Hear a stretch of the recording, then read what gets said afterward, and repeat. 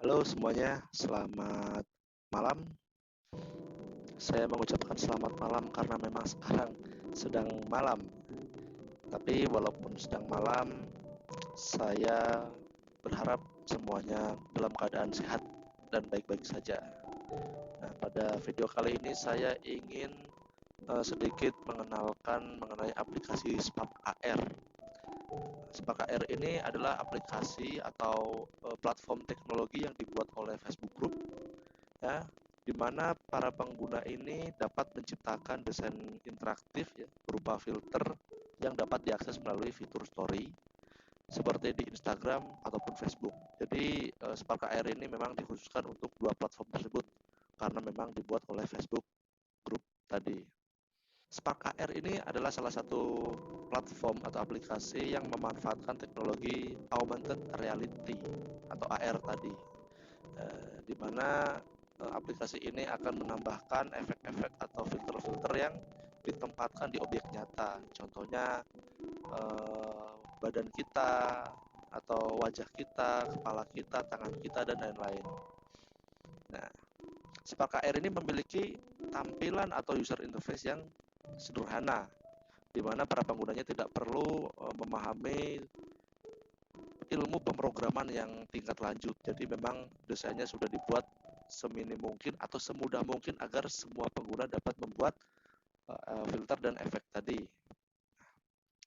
Penggunaan efek dan filter ini saat ini sangat disenangi oleh para pemuda atau anak-anak zaman sekarang, ya, dalam memamerkan atau menceritakan kegiatan sehari-hari, baik itu di Instagram melalui Insta Story atau temporary post.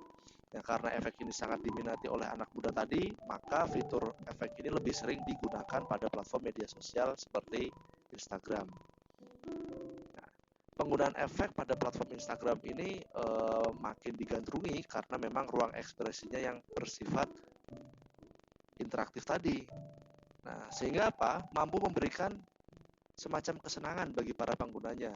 Ya, ada beberapa fitur yang ditawarkan oleh Spark AR ya dalam membuat filter ataupun efek-efek tadi ya. Contohnya ada 3D animated poster, kemudian mengubah background, kemudian ada words object ya, atau mengubah objek-objek sekitar, kemudian ada face decoration, membuat efek-efek dalam wajah, atau mungkin color filter yaitu memanipulasi tone-tone warna tertentu ya. Kemudian ada face mesh, itu kita membuat efek dari deteksi wajah dan lain-lain. Jadi banyak sekali fitur-fitur dalam Spark AR ini yang bisa kita gunakan selaku pengguna Instagram ataupun Facebook dalam membuat filter atau efek tadi yang sedang ngetrend sekarang ini. Oke, mungkin tidak perlu berlama-lama ya. Saya coba menjelaskan dengan singkat dan padat mengenai apa saja yang ada dalam Spark AR. Oke, ini adalah tampilan awal ketika aplikasi Spark AR ini dibuka. Ya, ada beberapa pilihan ya. Kalian bisa membuat objek baru atau menggunakan template-template yang sudah disediakan. Nah, kalau kalian tidak ingin repot, kalian bisa menggunakan template-template tersebut. Tapi di sini karena saya ingin mengenalkan komponen-komponen yang ada dalam tampilan Spark AR, saya pilih New Project. Nah, setelah pilih New Project, pilih Blank Project. Nah, oke, lalu muncul tampilan baru ya, atau window baru di sini. Di sini muncul tip of the day, saya close saja. Oke, nah ini adalah uh, halaman project baru yang tadi sudah saya pilih. Saya mau bahas sedikit ya mengenai elemen-elemen yang ada dalam Spark AR ini. Yang pertama yang paling atas ya, ada File Edit View Add Project Help. Nah, itu layaknya aplikasi-aplikasi yang lain ya, disebut menu bar, nah, atau baris-baris yang isinya adalah menu-menu utama dalam suatu aplikasi. Jadi digunakan untuk melakukan pengaturan mengenai proyek yang sedang dibuat, ya, seperti pengaturan file, pengaturan editing, kemudian pengaturan tampilan, kemudian ada pengaturan mengenai tambah-tambahan objek, aset dan lain-lain, kemudian pengaturan objek, dan ada forum atau tombol bantuan yang bisa kita gunakan jika kita kesulitan dalam membuat project. Nah, itu adalah bar menu atau menu bar. Kemudian di kolom paling kiri itu ada toolbar menu. Nah, toolbar menu ini digunakan untuk melakukan settingan-settingan terkait layar atau video yang sedang aktif. Jadi sini ada workspace ya, atau layar kerja. Workspace ini ada beberapa pilihan, yaitu menampilkan dan menyembunyikan page editor, konsol, dan asset summary. Nah, ini nanti akan kita gunakan di sesi yang lain. Kemudian ada tombol icon video. Ya, kita bisa pakai ini untuk menentukan video mana yang akan kita gunakan. Di sini disediakan template-template berupa real-time simulation yang menggunakan wajah-wajah orang yang sudah ada dalam Spark AR. Tapi kalau kita ingin menggunakan kamera kita sendiri, kita bisa klik contohnya tombol di sini. Nah, sekarang adalah saya menggunakan kamera webcam saya, sehingga nanti hasil editing atau hasil manipulasi akan langsung tampil di wajah saya, bukan wajah template yang sudah disediakan tadi. Oke, selanjutnya adalah ada tombol pause. Ya, pause ini digunakan untuk menghentikan sementara video. Jika saya klik pause, nah maka videonya berhenti, padahal saya sedang bergerak. Nah, begitu juga tombol stop untuk menghentikan video yang berjalan. Jika ingin memainkan atau mengaktifkan kamera lagi, bisa klik play. Oke. Kemudian di sini ada restart untuk memulai ulang video ya, atau mengaktifkan kembali videonya. Artinya merefresh webcam yang masih aktif sekarang. Mungkin jika webcamnya error atau bagaimana, bisa kita restart webcamnya. Kemudian ada tombol search yang digunakan untuk mencari bantuan ya, terkait objek-objek atau aset-aset nantinya.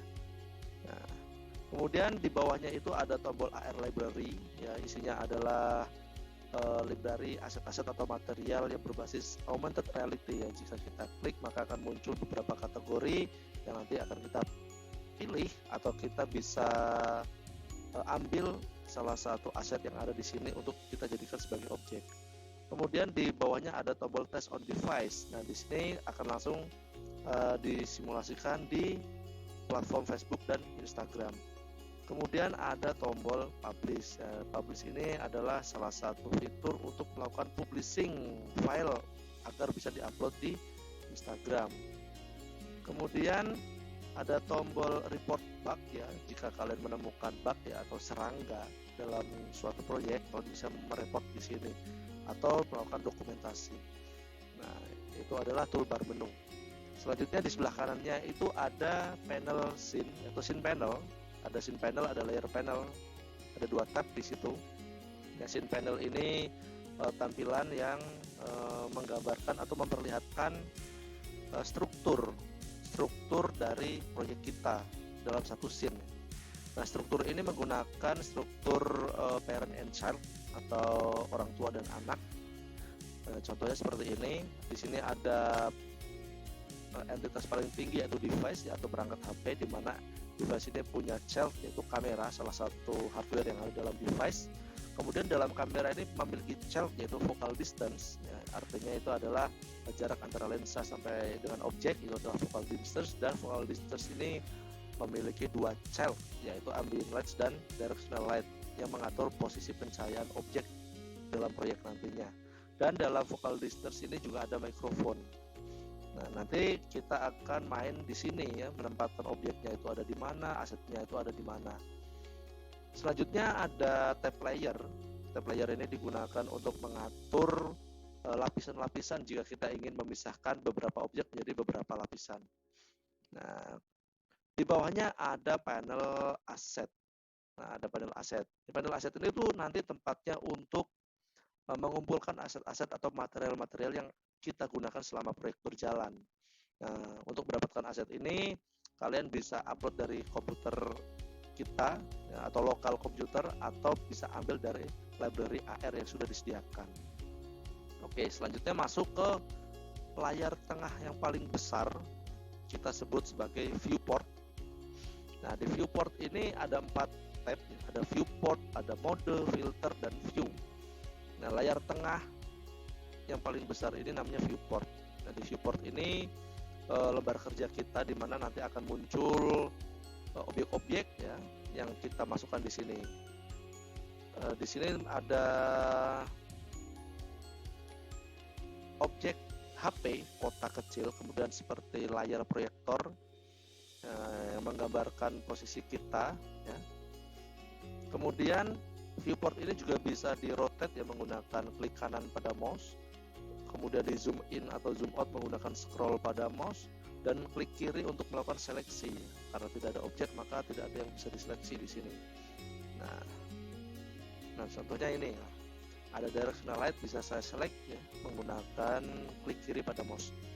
Nah kemudian di bagian atasnya itu ada 3 tombol. Ini adalah tombol manipulator untuk memanipulasi objek. Ya, ada posisi yang sebelah kiri, ya, adjust the position of the selected object or objects. Nah ini untuk mengatur posisi. Kemudian di sampingnya ada rotasi ya, untuk melakukan rotasi atau putaran objek. Kemudian ada tombol scale ya, atau untuk mengatur ukuran objek yang dipilih nantinya. Di samping tab viewport ini ada tab mode yang dilakukan untuk memilih mode editing. Ada 3 dimensi atau 2 dimensi. Kalau saya pilih 2 dimensi maka modenya menjadi layar 2 dimensi. Kemudian ada, saya kembalikan dulu ke mode 3 dimensi ya. Kemudian ada tombol filter atau filter yang digunakan untuk manipulasi pencahayaan ya, atau pewarnaan selama proses berjalannya editing. Dan ada tombol view. Nah ini untuk mengatur posisi kamera kita seperti bird's eye atau mata burung ya, left seperti ini, right seperti ini, dan lain-lain ya. Ataupun posisinya sih sebenarnya kita bisa melakukan rotasi juga sih. Jadi ya itu cara cepat aja gitu. Kalau misalkan kita bingung ya merotasinya itu bagaimana gitu. Oke, itu viewport ya. Kemudian ada layar yang ada di kanan atas tuh, saya zoom sekarang ya. Itu adalah layar simulator. Nah, artinya adalah mensimulasikan hasil kerja kita atau proyek kita langsung ke layar HP. Nantinya seperti apa di layar HP. Nah, di sini secara default akan memilih tampilan iPhone 8 ya. Tapi nanti kita juga bisa menyesuaikan dari pilihan yang ada di sini. Ada yang platformnya iOS ataupun yang Android, atau kita bisa custom sendiri tampilannya di sini. Nah, resizable window, kita bisa melakukan proses stretching layar ya, karena resizable ya. Tapi lebih enaknya kita pilih secara default aja lah menggunakan iPhone 8. Oke, saya perkecil dulu. Oke, itu adalah layar simulator. Kemudian di kolom paling kanan ya, itu ada properties dan transformation, cuman statusnya tidak aktif. Ini adalah panel inspector. Panel inspector ini akan menunjukkan detail atau rincian objek yang nanti dipilih. Nah, jadi setiap objek itu akan memiliki inspektor yang berbeda-beda ya, tergantung jenis objeknya itu. Cuman kalau di sini tidak ada objek yang dipilih, maka panelnya non-aktif, kosong seperti itu. Dan ada satu lagi, itu panel yang penting juga dalam membuat efek ataupun filter, yaitu patch editor. Ini adalah salah satu yang cukup menyenangkan ya kalau menurut saya, patch editor ini, dimana panel ini merupakan panel yang berbasis pemrograman sebenarnya. Cuman jangan bayangkan pemrograman menggunakan script yang cukup ribet ya. Di Spark AR ini bahasa pemrograman sudah dikemas sedemikian rupa menggunakan kolom-kolom yang direlasikan antar kolom, jadi ditarik seperti benang seperti itu. Cara kerjanya sih berbasis logika, menggunakan logika ya. Kalau logika itu berbasis atau berbentuk kondisional ya, seperti jika ini maka itu, jika ini maka itu, dan jika ini maka itu, seperti itulah. Nah nanti di video selanjutnya saya akan mencoba membuat efek yang menggunakan logika atau menggunakan panel patch editor ini. Mungkin itu saja pengenalan aplikasi Spark AR beserta elemen-elemen yang bisa digunakan dalam membuat efek atau filter nantinya. Video selanjutnya saya akan mencoba membuat efek 3 dimensi menggunakan deteksi wajah, tangan, dan animasi. dan interaksi juga menggunakan Spark AR ini. Selamat malam dan sampai jumpa lagi.